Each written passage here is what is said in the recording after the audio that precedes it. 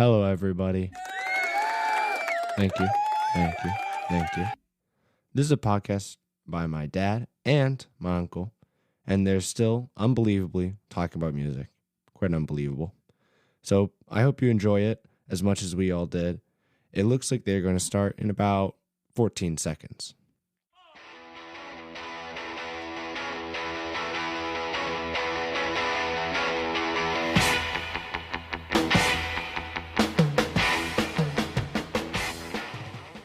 Hi there, welcome to another episode of BG's Broken Records. My name is Bob. I'm Gare. Hello, Gare. Hey, Bob. How you doing? I'm good. A little tired. Oh, come on. Not crabby, just tired. Don't tell me that this weather in early March is bringing you down. Wet, cold, Damp, hot, gray, snow. Right. Sun, snow, rain. Snow. Yes. But don't worry, I'll be good for the podcast. It's all I care about, Gare. Mm-hmm. All I care about. Gonna dig deep. Dig deep. What have you been doing since we last sat mano a mano? Well, as I just mentioned to you, Jack and I went and saw Becoming Led Zeppelin last night. Oh, I haven't been there yet. My brother-in-law said it was very good. It was really good. For music guys like us, it just shows you the genius of Jimmy Page, which we knew that. Well, and the thievery. What? What? Oh, you mean for Stairway to Heaven? Oh, from Taurus, from Spirit? Didn't that go to court and they found them not guilty? Have you compared the two? Yes. They're identical, dude. Don't. There's some changes. When you turn in that term paper, you got to change it just a little bit so the prof doesn't know. Yeah, okay.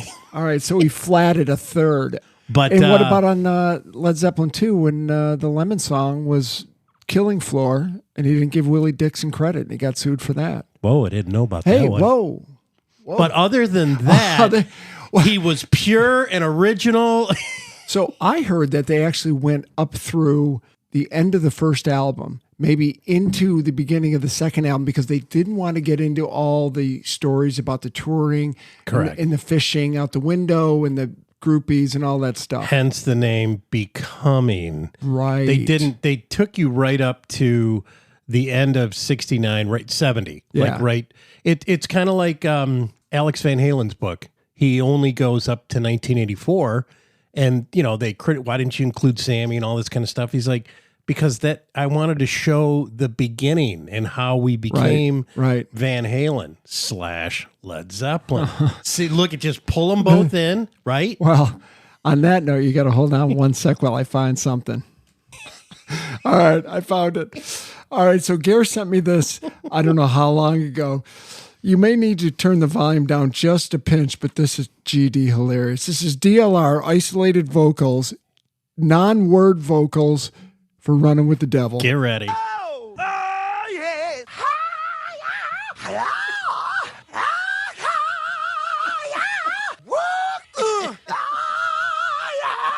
Yeah.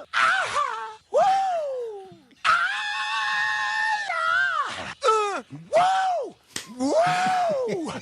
Dude, that's funnier than Bob Newhart, man. Oh, that's good stuff right there. Holy shit, that is See good. what we bring to the audience? I'm telling you, we are snart. Jeez. DLR. Okay, so this is Zeppelin. I got to see it. It was check good. it out. Worth seeing. A lot of info, and what's kind of nice is they take each guy and they talk about the family a little bit. They talk about, you know, how they got into music, that kind of thing. And it's just a good feel good. Is it modern day interviews too? Or is it all snippets from the past? Oh, no, modern day. Modern day, okay. Oh, yeah. Definitely recommend it. Jason Bonham in it? He is not. They only show him as a little tot. Little tot. Yeah. And no interviews with him. It's just no, that the makes three sense. of them. Yeah, no, it was good. We talked a little bit about Jeff Beck's guitar sales last week. Unbelievable. I put a little video together on that. Nice job. Thank you very much. So some of the other items for sale. Oh, I got to show you one thing. I got you a present, Gare. Here you go. Thank you very much. So Can you tell the audience what it is? Well, it's a mug that has the cassette. The end cassettes. Correct. That goes around the whole mug, and you have Beatles and I have Stones. Exactly. Because that's been our lifelong discussion. Not a fight. Not a fight. Just okay, check this out. Yes. When I was about 10 years old and I was living in the old house, right? You know how parents used to have those contraptions. You open the doors and there's speakers, and you fold down the turntable and all this stuff. I can't remember who the make was. So we had one of those, and my older brother bought a 45, and I was like, what in the hell is this? This is the craziest music I've ever heard.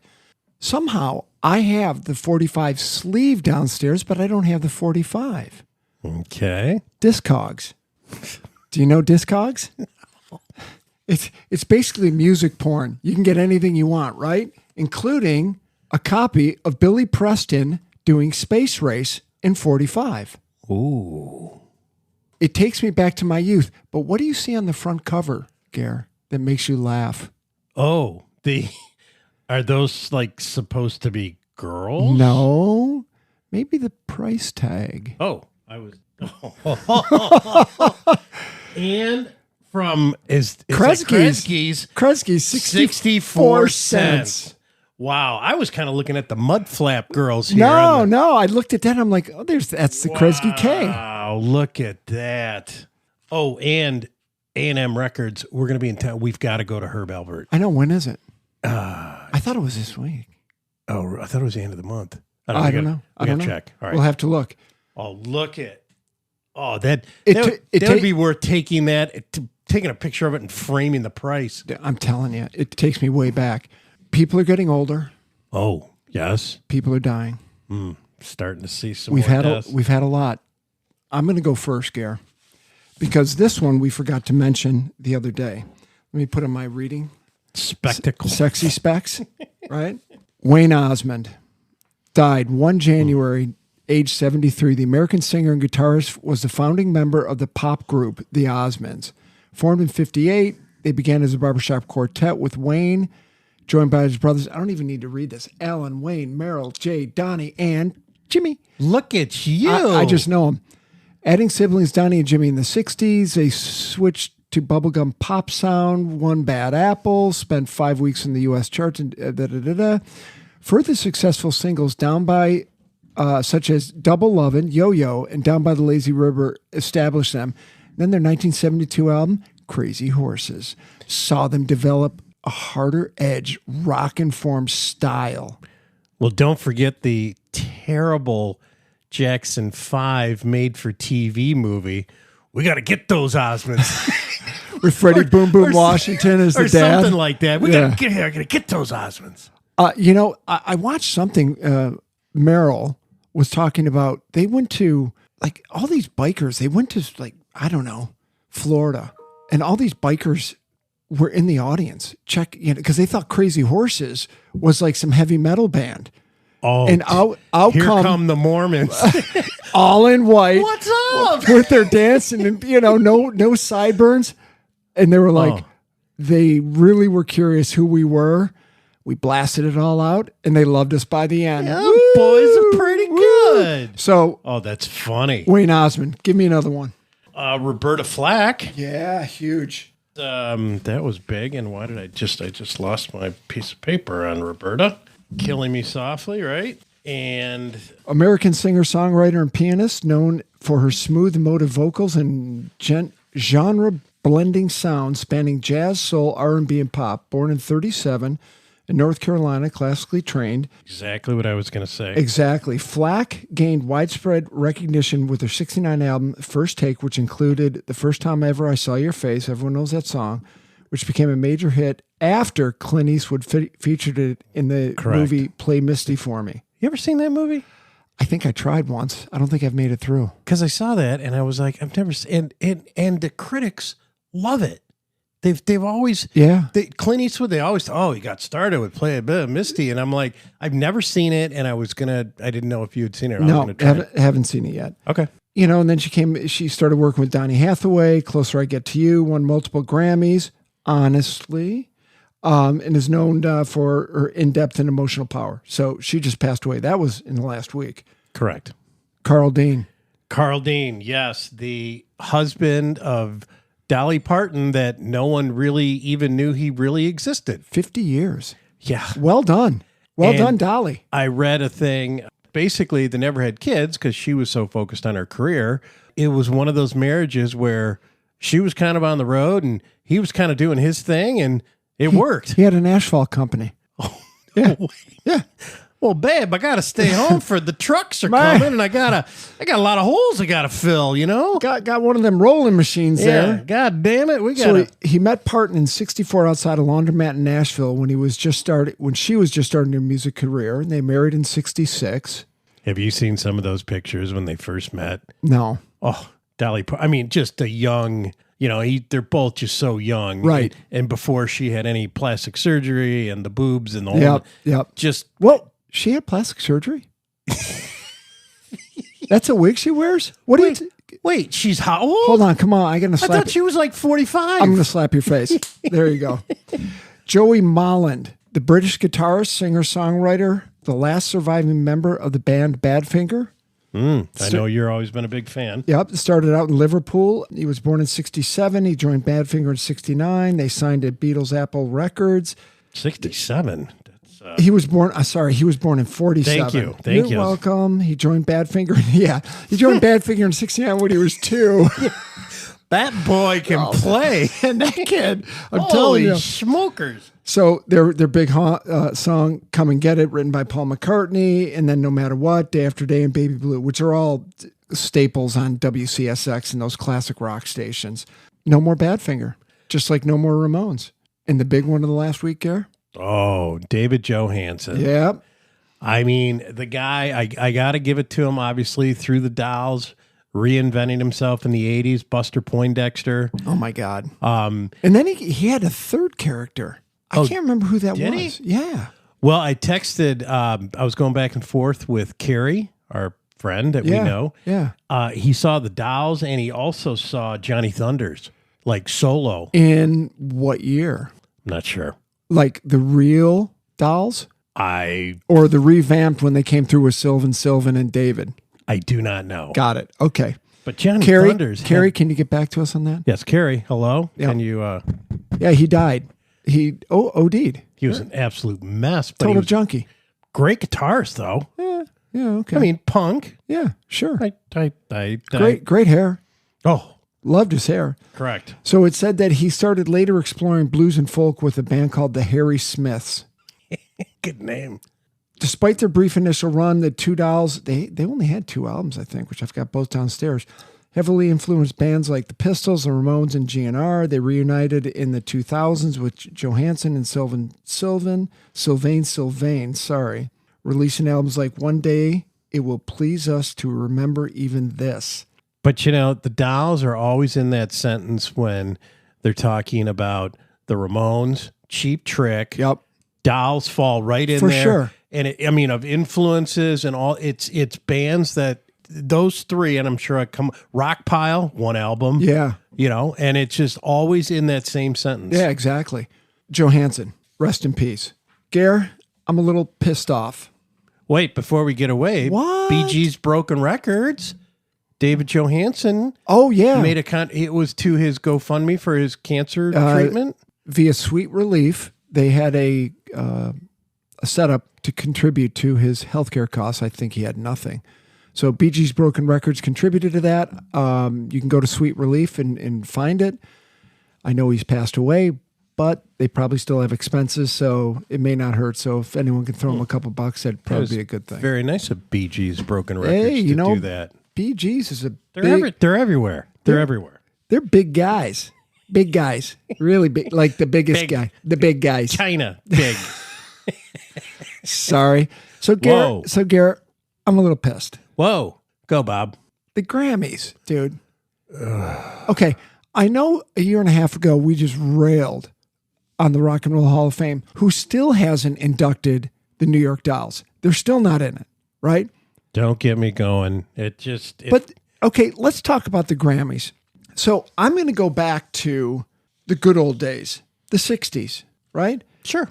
Duke Ellington, 9 wins. Mancini, 8 wins. Beatles, 7 wins. 70s, Stevie Wonder, 10 wins. I mean, I get that. Aretha Franklin, 7 wins. Get it. Paul Simon, 7. Get it. Quincy Jones in the 80s, 11 wins. I get it. Michael Jackson, 10 wins. I get it. Stevie Wonder, another 9, Sure. which some of those songs in the 80s were real just for Stevie Dude, Wonder. Just Mancini, all I think of is my parents. Like, hey, man. he was, him and Burt Bacharach were everywhere in the 60s and 70s. I mean, I hear Mancini. And Neil Sedaka. Let's put him in. All I can think of when I hear Mancini, I think of the Pink Panther. Yes. Okay. Then I hear our friend, your friend and mine, who we've sat down and kibitzed and, written some songs with, Beyonce, just won her 32nd Grammy. I don't get it. I don't get it. No, you can't have more than Quincy Jones. You can't have more than Michael Jackson. Stevie Wonder. You can't. I mean, she's a good, you could even say she's a great pop artist. She is, but country album of the year? Stop. So their song, the one that was always played, references, give me my keys, watch out for my Lexus, da da da da da. Sorry. I thought country music was, I put down the tailgate, I plopped you up there. I drank a fifth and my dog died. And I kissed you on the ear and you got pregnant from that. Right. Then I something drove like that. away, never to see you again. Okay, so the tune they played all over the air, which we just mentioned, I should get the lyrics for it. Writers, Brian Bates, Beyonce, Elizabeth Lowell Boland, Megan Below, Nate Ferraro, Raphael Sadiq. 1, 2, 3, 4, 5, 6 writers on that song. Yeah, Bob, it goes back to what we were talking about with Radiohead or Coldplay. Same thing. Same thing. And how many? They had what, like 20 writers? 12, 20? What? No, they had 12. It's just there we go. Silly. And hey, there's a lot of artists in all genres who don't write their own music, but to sit here and be like, oh my God, she's just the great. She's not. She's in a category with Madonna. She's above Tiffany. I mean, come on. All right, here we go. So you need 6 writers to do this. This ain't Texas. Ain't no hold'em. So lay your cards down, down, down. So park your Lexus, woo, and throw your keys up. Hey, stick around, round, round, round, stick around. And I'll be damned if I can't slow dance with you. Come pour some sugar on me. Honey, too. It's a real-life boogie and a real-life hoedown. Don't be a bitch. Come take it to the floor now. Woo-ha, woo. There's a tornado in my city. Oh, yeah. Hit the basement. That shit ain't pretty. Rugged whiskey, 'cause we're surviving. Off red cup kisses, sweet redemption, passing time, yeah. You need 6 people to write that shit? Kenny Rogers would never have that problem. I'm Willie would never have that problem. Oh, she's a pop princess. Let's stop there. Okay, so let's think about this. Backstreet Boys, sure, NSYNC, all these guys, but we know they were fabricated. True. Just like the Archies. Oh, hey, sugar. Da da da da da da. Okay, so let's think about this. Here's a couple other beefs I've got. Okay, well let's get off Beyonce because people might get mad. Right. 1990s, Clapton got 9 wins. Not sure what that was from. I think it was from those blues albums. U2 got 19 in the 90s, the noughties, and the 2000s. They were the flavor of the month. Yeah, absolutely. Well, flavor of the 2 decades. Mm-hmm. So far in the 2020s, Beyonce's had 9. Taylor Swift has had 8. Billie Eilish has had 7. That's a lot. What has changed, and we always talk about the singer-songwriter, but it's not albums sold anymore. It's downloads of streams. Singles, and which when was the last time somebody who listens to us went out and spent 64 cents on a 7-inch record? Exactly. I mean, come on. The 60s, Beatles, 7 wins, notable wins. Beatles won Sgt. Pepper. That's the only time they won for Album of the Year.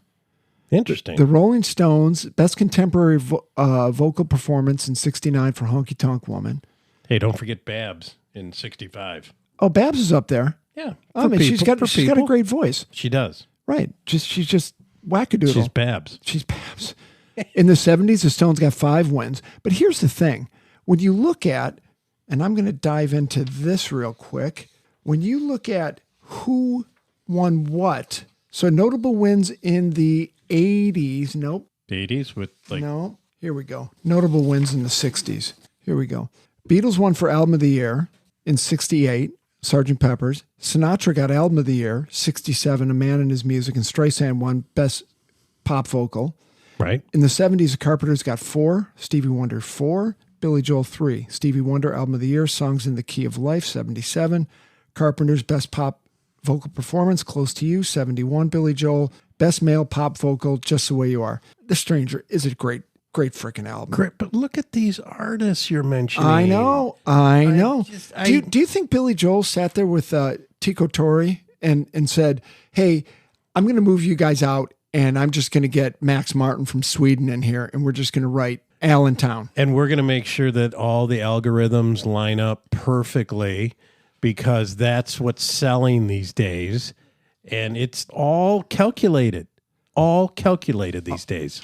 Notable wins in the 80s. Jackson got Thriller, 84. Whitney Houston, Best Pop Vocals, 86. Lionel Richie, Can't Slow Down, 85. There's some... no Dancing on the Ceiling? Oh, Jesus. When he had a little... Okay, wait a minute. So Clapton, Song of the Year, Tears in Heaven, 93. And he probably got it for the Unplugged album, too. So, okay, I can see a couple of those. See, I see a future podcast coming up on all the Unplugged.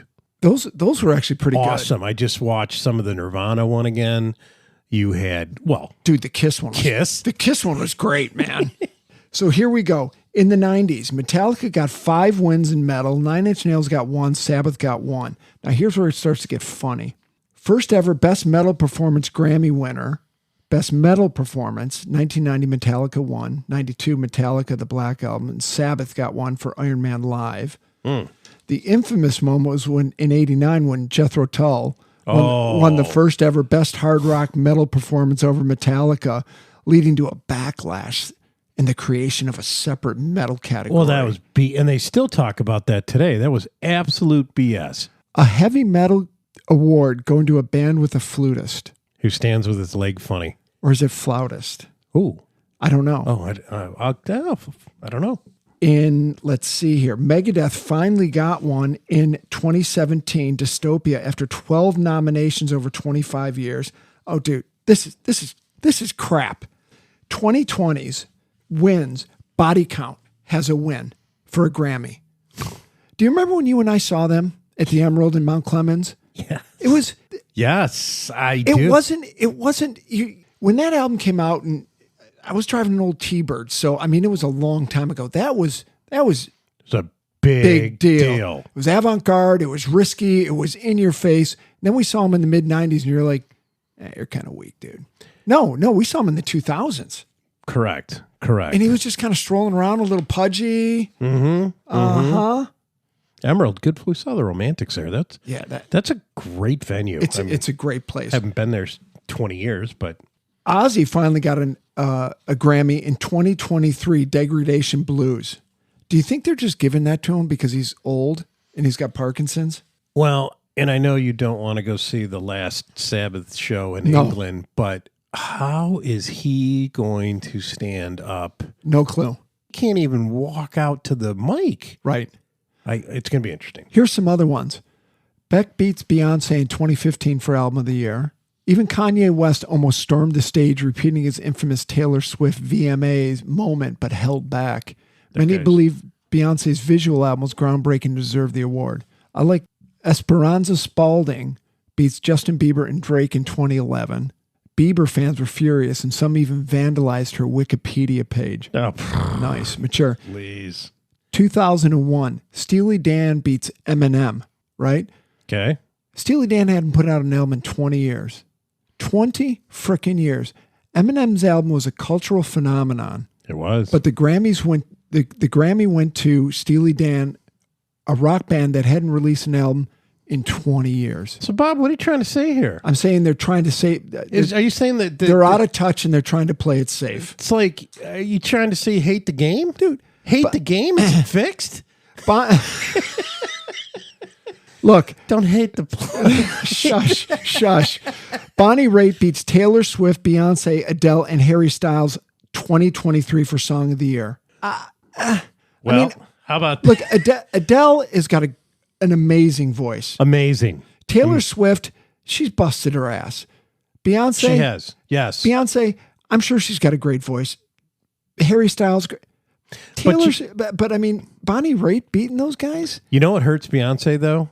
She doesn't do interviews. She's going the way of Prince and Michael Jackson. And what does Taylor Swift do? Taylor Swift in concert kneels down on stage and takes her hat off and gives it to and it's all staged. The little kid gets to come up. Beyonce does 0 interviews and wonders why, and I'm just saying this, her image isn't better. And you've got to connect with your audience. Right. Here's 2 good ones. 2008, Herbie Hancock beat Amy Winehouse and Kanye West. I was just going to say this. Okay. So I have Amy Winehouse's Back to Black album. Pretty good. No, not pretty good. Flipping awesome. It's good. It is awesome. And in Kanye, whatever, wackadoodle. But a jazz tribute album beating out Amy Winehouse is sad. And then what about in 85 for album of the year? Lionel Richie beats out Prince and Bruce Springsteen. Lionel just comes out of nowhere all the time. So think about it. So when you ask, what's Bruce's number 1 album? You're going to say Born in the USA. Correct. Right? Prince, what is it? Purple Rain. It just comes out that way. Well, as they say right here. Hey, give me Lionel Richie's greatest album. Hold on, let me look it up. It's called Can't Slow Down. Can't Slow Down, yeah. But nobody knows that. They nail it right here with Purple Rain and Born in the USA. Cultural landmarks. And they, on a side note, I think it's already passed. They were going to run Purple Rain for 1 night only. I don't know if it's on the anniversary of his death or something like that. I would, and Charlie did this. What, in the theaters? Yeah. Oh. Yeah, they're going to. Charlie spent the extra dough and did the tour of up in Minnesota. Yeah, wow. in the warehouse. That's a house that he lived in that looks like a warehouse. You ever seen his house? No. It looks like your old building. Take a look at his old. It's okay, cool. We're talking about Prince, so I'm going to jump off of something and show you real quick. Okay, here you go. Things that have sold. Oh right? Yeah. Oh, I like this. Go ahead. This will go with your Freddie Mercury cardigan and my Buddy Holly white bucks. Oh, nice. Okay, you ready? Yep. Prince clothes $4,550. Just peachy. Technically, a poly blend leotard costume. The crop top with transfer of an I and the word no in black reference the song I Know from the 1989 album Love Sexy. Gare, you wear that right there, you are Love Sexy, baby. Look at that. I think my gut's going to get in the way with these size 30 pants. It is a midriff. It is a midriff combo in the color of peach. Oy. $4,500. But they sold another one of Waylon Jennings' guitars. Oh. That one for $85, which is number 2. So I think when we saw it not too long ago, they sold $85,000. $85,000, yeah. Oh, that's and a smashed up Kurt Cobain guitar.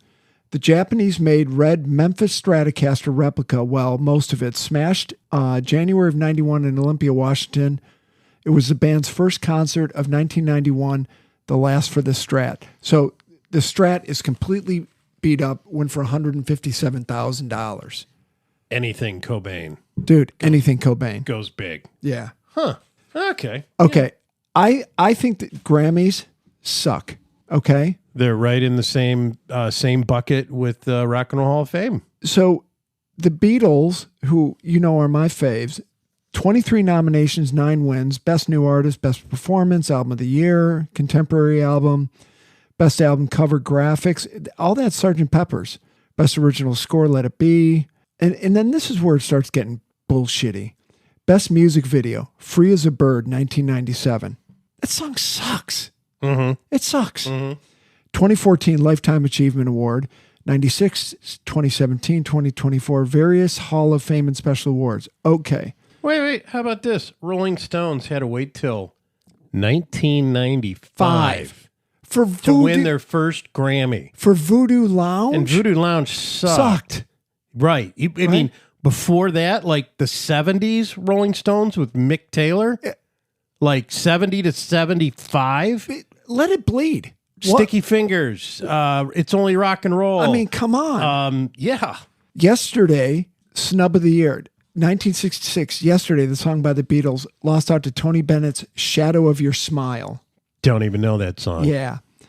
Yeah, the Stones, 95, best rock album, best music video, 2005, best rock album, A Bigger Bang. I mean, did you even listen to that? No. Okay. Best traditional blues album, 2018, Lifetime Achievement Award, 86.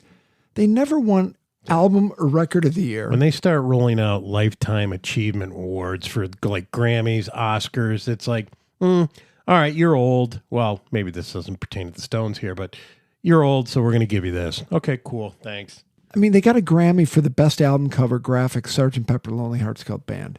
It's a pretty cool album cover. They lost Hey Jude, lost to Herb Alpert, This Guy's in Love with You. I don't know, man. I just think this whole thing it's a load of crap. It's a popularity contest. Or there's a little grease being Oh, you think? thrown around a little bit. So look at these. Little payola. Okay, but look at these nominations for the Stones. Satisfaction, 65. Paint It Black, 66. Best vocal performance, Brown Sugar. They lost to The Temptations, Just My Imagination, which is a great song. Okay, all right. Which is probably why they put it on Some Girls. Right, but right there, that's okay. I could see that. It Okay. could go either way. All right. Exile on Main Street lost to Paul McCartney's Ram. I think that's bullshit. I like Ram. Ram's good. I but like Ram. It's not Exile on Main Street. Best pop performance by a duo or group, Angie lost to Elton John, Don't Let the Sun Go Down on Me. Yeah, okay. I'm all right with that. They're in the same bucket. Start Me Up, they lost to John Lennon, Imagine in 1981. I didn't know John Lennon put Imagine out in 1981. Oh, they re-released it. Right. Oh, and John Lennon, 819. Oh, yeah, that's he right. was dead Uh-huh. in 81. Oh, okay. Sure, I get it. Wait, what? Undercover of the Night lost to Sunday Bloody Sunday in 83. Best rock album, Voodoo Lounge. Dude, Voodoo Lounge. I mean, come on. Right. 40 Licks, nominated for Best Rock Album in 2023. It's a greatest hits. It's a greatest hits album. Right. It's just silly. Winners and losers. Best pop vocal performance, The Beatles, I Want to Hold Your Hand. The winner was I Get Around by the Beach Boys. Something. Oh, this one. Best group performance, vocal or instrumental, The Beatles, Something. Great song. Winner, The Fifth Dimension, Aquarius, Let the Sunshine In, which is a great song. Great song. Great song. But when you go to Spotify, the number one Beatles song are both Harrison songs. I think that's a real to McCartney and Lennon. Oh, you had the Glimmer Twins. You had the Toxic Twins. Yep. What were, did McCartney and Lennon have a? No, they didn't Hook? have a nickname. Okay. Nope. And the Glimmer Twins were the Stones, and the Toxic Twins was Aerosmith. Aerosmith, yeah. Just to help everybody out. Yeah. That's all I got, Gare. Again, I need another cup of coffee What I'm in my ending new on- fancy Beatles. Oh, these are nice. But I'm going to end on again. Stones, nothing till 1995. But they won 2 this year. Yeah, I saw. Yeah. Their latest album, Okay. pretty good. I mean, they haven't had an album out in what, 18 years or something. It's the best thing since Tattoo You. Sure, I'll go that. There's nothing else. There's nothing No. else in between. That was just a barren No, wasteland. You had Some Girls, Tattoo You, and then Hackney the Diamonds. plane. Tattoo You. Tattoo You. Gare, It's a good thing BG's Broken Records is here to get to the bottom of all this stuff. dude, the stuff nowadays that they're giving awards for are just a joke. It's a joke. It's an absolute joke. It's an absolute joke. It's a popularity contest. It's to build ratings. And because these shows are actually, I did watch some of the Oscars. You know, the Conan O'Brien, good host, but I heard there was no controversy. Everyone walked up there. Nobody got preachy. didn't get political. Yeah. Why? Because the brand is starting to suffer because people These are all going sick downhill. and tired Oh, yeah. of these Hollywood types. Oh yeah, flying in on your jet and then saying, "Hey, you need to drive a Prius." Right, exactly. Okay, everybody? Dude, the funny. Not a Tesla, because I'm going to throw eggs at you if you're driving a Tesla these days. I bet people are. No, they are. No, they are. That's bullshit. The funniest thing was Bill Maher, who I can't believe I listen to nowadays because when Bush was in office, I couldn't stand him. But he said, "Wait a minute. We didn't have enough water to put out these California wildfires. We didn't plan properly. So the last 20 years of me and everybody else in Southern California driving a Prius just went up in smoke." He's like, so everything we did Amen. to combat Yep. climate Right. change because we weren't prepared for these fires. Turned down the hydrants and a couple drips came out. All right, we're getting political. Whoops. Stop. Have you had a cheese Danish lately? No. Would you like one? No. Okay. I'm good. All right. Good. Hey, listen, folks, thanks for tuning in. Yes. We really do appreciate it. We're trying to reach out to more people. If you could like, follow, subscribe, that would be fantastic. Tell your friends about it. Tell your aunts and uncles about it. And when you're over at your parents' house, just grab their phones and subscribe them to us. Yes. Because Don't it will even help. tell them. Don't tell them. Don't tell them. But it'll help our metrics. Right. Tell them we like Henry Mancini. Good one. That's all I got, Gare. All right. See ya. See ya.